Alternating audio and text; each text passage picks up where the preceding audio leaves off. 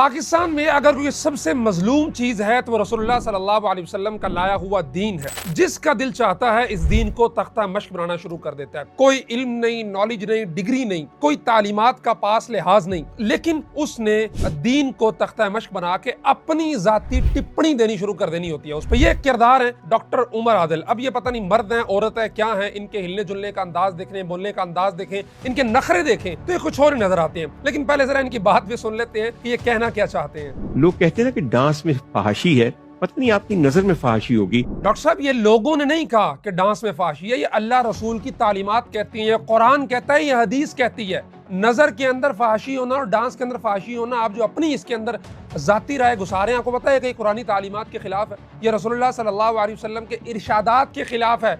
और आप सिर्फ इस पे बस नहीं करते हैं, इससे मजीद आगे बढ़ते हैं, मजीद जरी होते हैं। क्या कहते हैं? मैं ये ईमानदारी से एक बात कहना, बिल्कुल सही कहा। एक तो ईमानदारी की बात आप ना करें यार। आपकी ईमानदारी कितनी है? पिछले 3-4 साल से मीडिया पे आपकी इसी तरह के बकवासात सुन के मैं पता लग गया है। आपकी ईमानदारी का मतलब ये है कि आपको व्यूज चाहिए, आपको रेटिंग चाहिए और आपको काम चाहिए। और काम तभी मिलेगा जब आप नित नई राय पेश करेंगे। इसलिए इसको ईमानदारी ना कहें, आप कहें कि मेरी मीडिया पे रहने की मजबूरी ये कहती है। ये ईमानदारी से एक बात कहना, बिल्कुल सही कहा। मैं एक बहुत गुनाहगार इंसान हूँ। हाँ, इस बात से मैं मुत्तफिक हूँ आपसे। आप वाकई गुनाहगार इंसान हैं, क्योंकि आपको लोगों की नजरों में फाशी नजर आ रही है, डांस के अंदर फाशी नजर नहीं आ रही। वाकई गुनाहगार इंसान है, क्योंकि अगर आप नेक इंसान होते तो आपको डांस के अंदर भी फाशी नजर आती, आपको उनके छोटे कपड़ों के अंदर भी फाशी। क्या फर्क है आप में और सामिया हिजाब में? वो जिसकी मामला हुआ था वो भी यही कहती है कि मेरे कपड़े छोटे इसलिए हो रहे हैं कि आपकी नजरों में फाशी है, आपकी नजरें गंदी हैं, आपकी सोच गंदी है। शाबाश, माशाल्लाह, जिंदाबाद डॉक्टर साहब,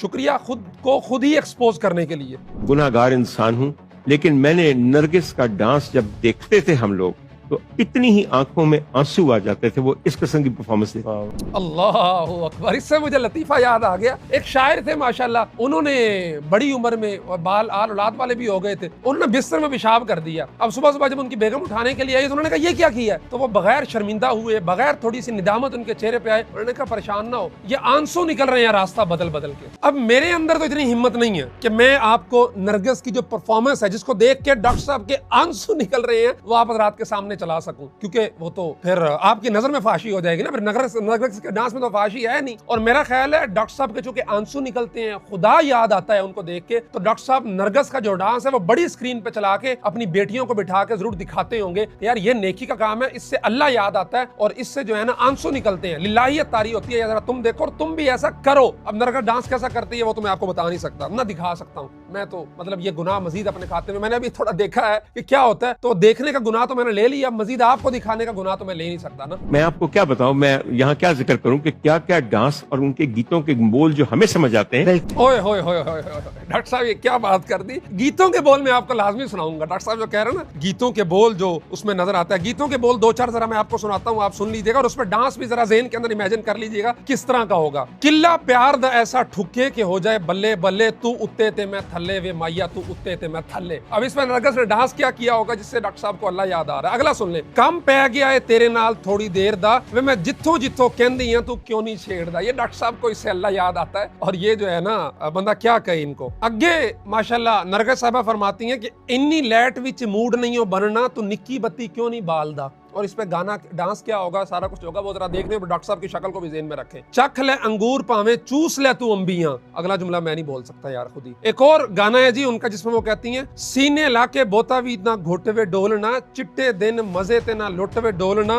होण दे हनेरा वे वादा तेरा मेरा वे, बामा चरवांगी सारी रात वे। ये है वो जिसको डॉक्टर साहब कह रहे हैं कि खुदा याद आता है और आप अपनी नजरें करें। आगे खैर सुनते हैं क्या फरमा रहे हैं। आप अपना एंटेना सही रुख पे रखें, फिर तुसी दसो तानू अमृतसर नहीं तानू थाईलैंड भी नजर आएगा। लो जी, गल सारी अंटीने दी। अंटीना सीधा रखें, आपको अमृतसर नहीं थाईलैंड, ये थाईलैंड पे जरा आपने गौर करना है। अंटीना आपने सीधा करना है, फिर आपको अमृतसर नहीं थाईलैंड नजर आएगा। डॉक्टर साहब आप वाकई गुनाहगार आदमी है, ये मैंने तस्लीम कर लिया। क्योंकि अगर आप नेक आदमी होते ना तो आपको मक्का मदीना नजर आता अंटीना सीधा करके, आपको मस्जिद अक्सा नजर आती अंटीना सीधा करके, रोजा रसूल सल्लल्लाहु अलैहि वसल्लम नजर आता, वो काला कोठा नजर आता जिसके गिर्द पूरी दुनिया घूमती है अपने गुनाहों का कफारा देने के लिए। लेकिन आपको अंटीना सीधा करने के बावजूद अमृतसर की बजाय नजर क्या आता है? थाईलैंड। और थाईलैंड आप सर्च कर लें किस हवाले से मशहूर है। सारे लोग उत्थे उम्मीद नहीं होंगे, लेकिन फिर भी डॉक्टर साहब आपकी क्या उम्र हो गई है, आप हमारे दादे की उम्र के हैं, कोई अल्लाह अल्लाह करने की उम्र है। मैं अच्छा नहीं लग रहा मुझे आपसे बड़ी उम्र में इस तरह मुखातिब होते, लेकिन आपने बात ही ऐसी की है कि ताली मारने को दिल करता है, लेकिन उस ताली के दरमियान में आपका थोबड़ा भी होना चाहिए, बंदा फिर ताली बजाए फिर मजा आएगा। तो खुदा का खौफ करें यार, को नौजवान नस्ल को अच्छे रास्ते की तरफ लगाएं।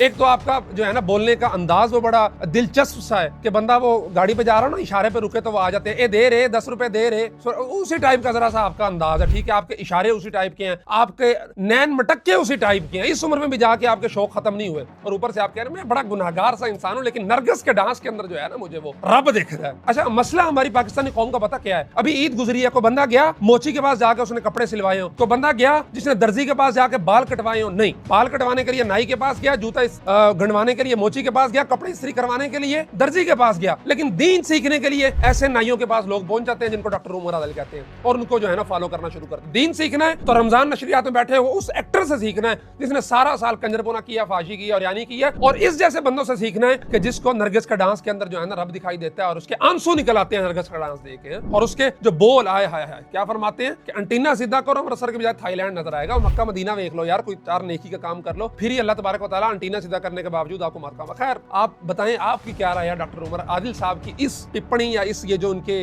भाषण है, फरमुदात है, इनके बारे में आप क्या सोचते हैं, आप क्या राय रखते हैं, जरा कमेंट बॉक्स के अंदर बताइएगा।